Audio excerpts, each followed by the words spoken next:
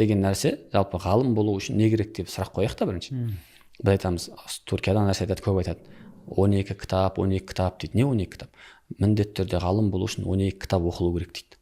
12 кітап оқылу керек. Не кітаптар деген кезде бір шәкірт жақсы жетістікке жеткісі келсе, мен тек қана фиқ маманы боламын, немесе мен тек қана тәпсір маманы боламын деу жеткіліксіз.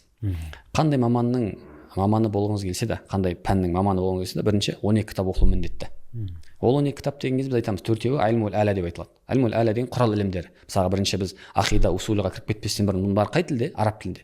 Сен араб тіліндегі терең классикалық кітаптарды оқығың келсе не керек? Бірінші құрал ілімі керек. Құрал дегенде оның араб тілі керек қой бірінші. Дұрыс па?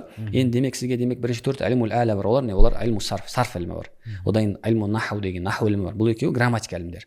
Яғни грамматика ілімдерін оқып аласыз. Одан бөлек айлмул мантық ілімі бар. Айлмул балаға деген ілім бар. Мына төрт ілім: балаға шешендік ілім, шешендік өнер ілімі деп айтайық. Мантық бұл логика ілімі, жаңа сарф пен наху бұл грамматикаға байланысты ілімдер. Морфология, синтаксис деп айтып атамыз. Осы ілімдерді оқу керек бірінші. Демек мына ілімді төртеуі оқылу міндетті. Біз бұл төртеуінен де Аллаға шүкір шәкірттерге сабақ беріп жүрміз қазір. Одан бөлек бұл ілімдерден кейін не бар? Айлмул усул деген бар. Усул негізгі ілімдер бар. Мантық ілімі бар. Айлмул балаға деген ілім бар. Мына төрт ілім: балаға шешендік ілім, шешендік өнер ілімі деп айтайық. Мантық бұл логика ілімі, жаңа сарф пен наху бұл грамматикаға байланысты ілімдер. Морфология, синтаксис деп айтып атамыз. Осы ілімдерді оқу керек бірінші. Демек мына ілімді төртеуі оқылу міндетті. Біз бұл төртеуінен де Аллаға шүкір шәкірттерге сабақ беріп жүрміз қазір.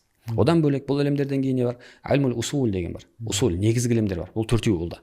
Ол төрт ілімдер деген кезде усул фиқ, яғни усул фиқ негіздері деген ілім бар. Одан усул хадис бар, хадис негіздері бар. Одан кейін усул тафсир бар. Одан кейін усул дин, ақида ілімі бар. Діннің асылы ақида. Төртеуін беруге тырысып жүрміз Аллаға шүкір. Енді тәпсирден көп бермейміз, бірақ қолдан келсе